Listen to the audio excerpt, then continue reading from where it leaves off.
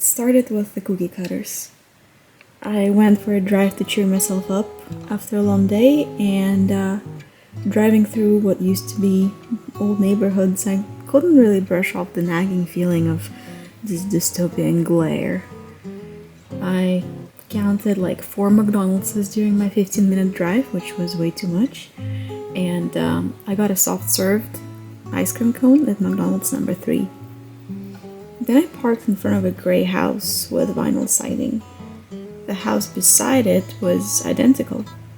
I played Find 10 Differences game for a couple of minutes. Most of the differences were in the landscaping. The house on the right had a garden gnome placed by a cement beam, while the house on the left had a bare yard, as if no one lived there. There was a chalk drawing on the driveway of the house on the right. I finished my ice cream cone and drove back. I counted 4 McDonald's signs on my way back, and I also saw a man running on a sidewalk, and the sidewalk prematurely ending, and the man then turning to the road where the car would drive.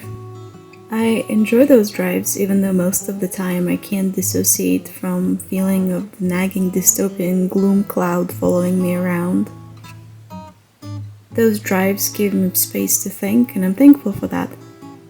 So I had a thought, well, rather a train of questions that led to a train of thoughts. Questions like, why don't they at least make any colorful cookie cutters? Like, why so gray? Why so cookie cutterish?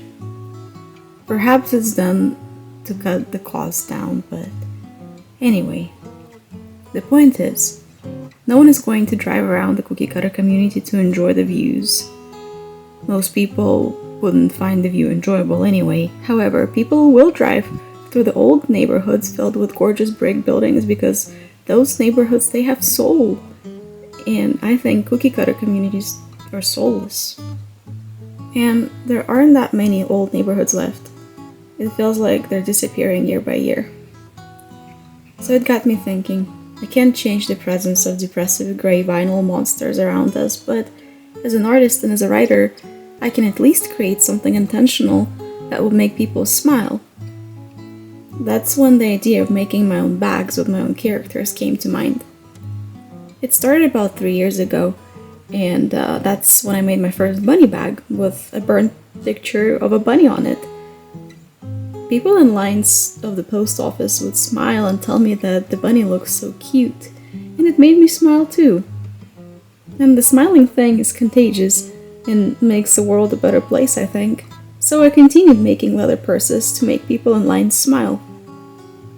And this is how the idea of this bag came to mind. I wanted to make a simple tote bag out of leather, and then I rolled this gray leather out, and I thought, wow, it would look really good with the beige color of the leather that I use to burn my characters on.